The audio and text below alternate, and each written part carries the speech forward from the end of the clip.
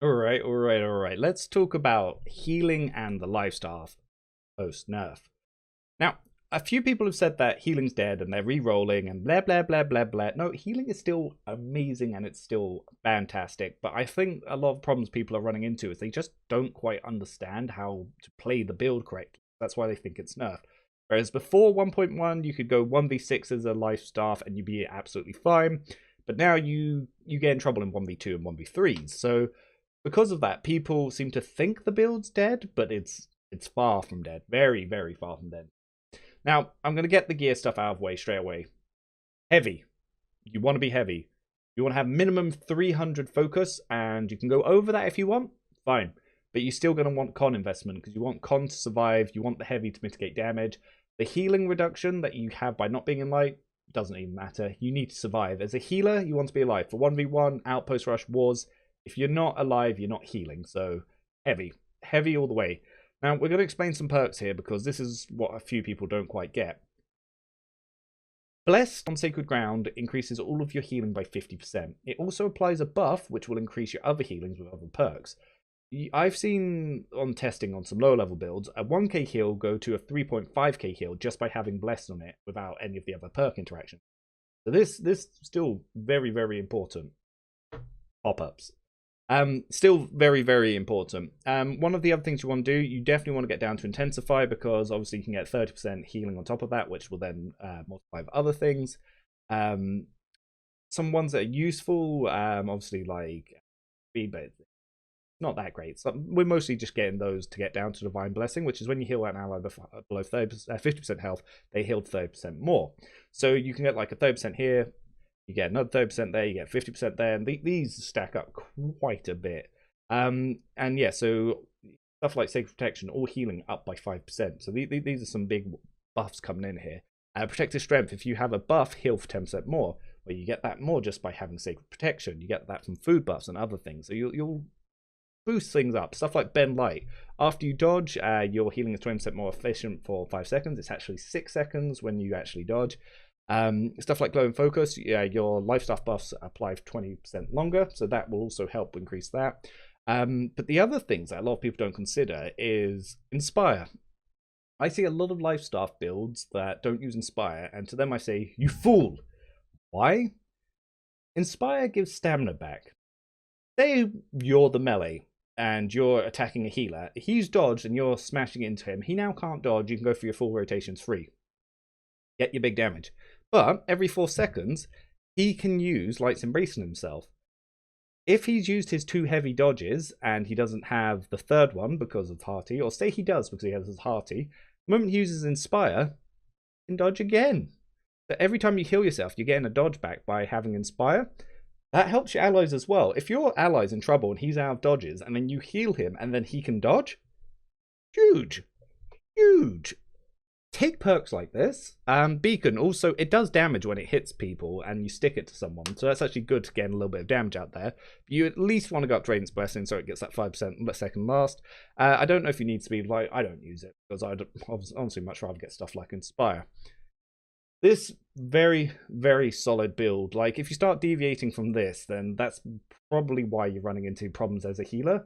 And it's like I said, it's not that healing's been nerfed as hard as it is. It's a lot of people were playing the build wrong, and that's why it seems like it's been more nerfed. The healing has a hidden stat, so it actually double dips into focus when healing. So if you're only going 200 focus, after 1.1, you'll see a massive nerf. If you're going 300 to 400, you won't see much of a nerf because it double dips like all the way up to 400. Like, the closer you get to 400, the more incredible your heals will be. You've got to make sure that Sacred Ground and Blessed are out first, and then it just exponentially increases your heals from like Light's Embrace and Beacon. You need to be able to prioritize where you put your healing. It's why what I like to say is in wars, a healer should be kind of on point, and they should drop healing on themselves. They should be putting Sacred Ground on themselves. They should be putting Beacon on themselves. They should be keeping themselves alive with Light's Embrace, and then their teammates should be fighting around them. And then if they need to back off, then you can back off. But if you're not in the back line, then the enemy's going to have to be on point looking for you. And if they're on point, they're going to be taking damage. And if they're not in their own allied healing and they're trying to fight you in your healing, they're not going to kill you. Because the way you kill a healer is you need to make a healer move his heals. If a healer's healing himself, he can't heal his teammates die. If a healer's healing his teammates, he can't heal himself and he dies.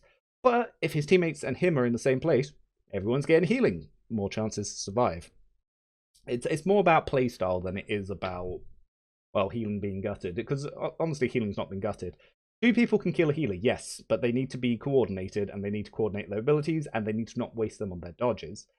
A bad healer who's wasted all of his dodges, can't replenish his dodges without Inspire, who's put his healings in the wrong place, he should die. Like, there's no reason that he shouldn't do. But that's what it is. But let's talk about secondary weapons. Post-nerf, there is no reason to use the Ice Gauntlet. It is a bad pick. With how much Entombed's been nerfed, and the fact that you can't heal yourself when you're entombed, avoid it. Avoid, avoid, avoid. Good options for a healer secondary? Sword. You used to be able to go 1v6 on point comfortably with. Now it's not as bad, but you can still 1v3 very easily and hold 3 people off on you. And essentially, you're just keeping yourself alive here. Like, you're using Defiant Stance, you're using Shield Bash when they go for heavies, you're using Leap and Strike to move, and then you're going back to your life stuff and you're keeping your heals up. Now, you can't heal yourself with your left click, so that's why they seem a little bit more squishy. But it's still fantastic if your job is to keep alive. However, if you're looking to do some damage, well, we now have that option. Void Gauntlet. Now, some people might want to use Essence Rupture, some people might Orb of Decay, some people might want Tether. However, in my own testing, the heavy healer's fighting on point, that's where he should be. Throwing out stuff that gives everyone, including his allies who are trying to defend him, a buff, fantastic. Being able to root and reduce people's healing that they're receiving whilst they're fighting on point, if you're using the perks, also fantastic. And the fact that Void Blade, if you put a tier 2 Amber Gem, it does roughly the same damage as your life staff, but attacks 3 times the speed. Useful for being able to actually apply some damage. And then when your ultimate procs, Void Caller, if you're fighting on point, you're in your healing, and you're using this, you can 1v3 other DPS. Like, they can't beat your healing, and you're also damaging them. If they don't have a healer, you are going to win. So they'll need to bring a healer and 2 other DPS to kill you as the healer. Being able to 1v3 in this game is huge. There is no skill in this game since they removed Stagger, since they removed a lot of the perk interactions. It's all about gear and playstyle. And the fact that you can still 1v3 with a healer with a Void Gauntlet, huge. That's huge. This is actually a fantastic support tool. If you've got the perks, take away enemy buffs, helps your teams. You've got the ability to take away their healing, helps your team. You've got the fact that once you've already dropped your healing, because you're in bigger battles, like Outpost Russian Wars, it's going to be quite hard to put Light's Embrace on anyone that isn't you. So you drop down Sacred Ground, you drop down Beacon, and then you just go full DPS, because rather than left click building stacks that you can't single target your allies with, you start smashing them with this stuff. You can be using Essence Rupture to keep your mana up, and then you can just go back to your life stuff, and then you just Light's Embrace yourself back to full health. It makes you just such a good support healing build. It is what I would recommend the most. Like, yes, I like having the sword option. You could use Rapier if you're running away, but it's just outclassed by everything the Void Gauntlet and the sword can do. You could use Warhammer, but leave that to your DPS. Like, every great, like, you're going to have 30 to 40 great axes in the war. They're all going to be using this. You don't need to be using this. Like, for PvE, yeah, you use a hatchet. But yeah, that's what you're going to want to do. And you're going to want to be going 300 to 400 focus, but you do want con. I would say you try to get to at least 100 con. 80 minimum, because honestly, they can't break your healing, but they can break your health before your healing applies. So be very careful with that. When it comes to gear, again, perks you're going to want to look for. The Infinity Crystal is obviously not going to be the best for you. Strength, but you want to be looking something with health. You want to be looking something with divine. You're going to want to be looking something with fortified. You can make a con or a focus version of this. That's what you want. Silverleaf, absolutely fantastic item that you can get dropped. You can check the New World database, find out the mob to drop it. But obviously, Sacred increases your healing. Brilliant increases your mana. And you also get mana on hit, which is actually quite good with the Void Gauntlet. So you just left click spamming. Super helpful. And it's also got Malachite in there, which is actually a really good item for that. And like I said, you can always start with ill-gotten gains and then work your way up there. Regenerating is a great perk. Refreshing Toast is a great perk. Duplicating Toast is a great perk. And just having extra constitution, it's building towards what you want to do. But those are obviously the 2 support weapons that I would suggest with it. Like, you can also use Great Axe, and you can put in a tier 2 into it. And I would, again, drop Maelstrom, go into Gravity Well, and you can be throwing out Gravity Wells and you can be supporting. Avoid Whirlwind, avoid Execute, avoid Maelstrom, and this is for the Life Staff build. Can be done. Completely avoid Ice Gauntlet. And with the Entomb nerf, it's just not worth it, in my opinion. Void Gauntlet, yes. You can be a very good supportive and support DPS with your healing. And if you're just trying to stay alive, Sword and Shield, fantastic choices. So you can still keep that old Paladin build and be practically unkillable and solo push points and Outpost Rush. But those are the support weapons that I would suggest. This one's a much shorter one because Life Staff, mostly we just need to talk about the perks. Protector's Touch can be good, but if you drop anything down from here, you can't go into Divine Blessing. I'd say keep Divine Blessing. And there's nothing else that you can really get to. And it's like, you don't want to lose Radiant's Blessing. You don't want to lose Inspire. So, just not enough to go around, really. Not enough to go around. But yeah, if you're not taking Blessed, then you're just hard crippling your own healing. But yeah, those are my thoughts. And as usual, I'll link my build links in at the bottom so you can check them out yourself. But there we go for the gear.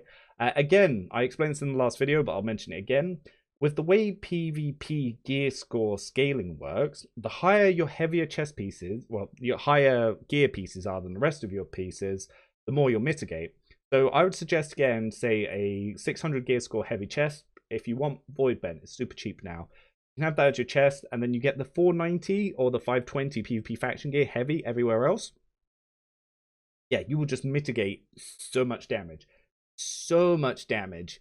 And it'll be more than you're meant to. And then if on your life staff, if you can get the perks that increases your outgoing healing by 20%, yeah, you will just be unstoppable, and you will be the biz healer. And people will be like, oh, that's not a healing build, that's tank build. No, it's very simple. You just wear heavy, get 80 plus com, all the rest focus. You get the 20% extra outgoing healing perk on your life staff.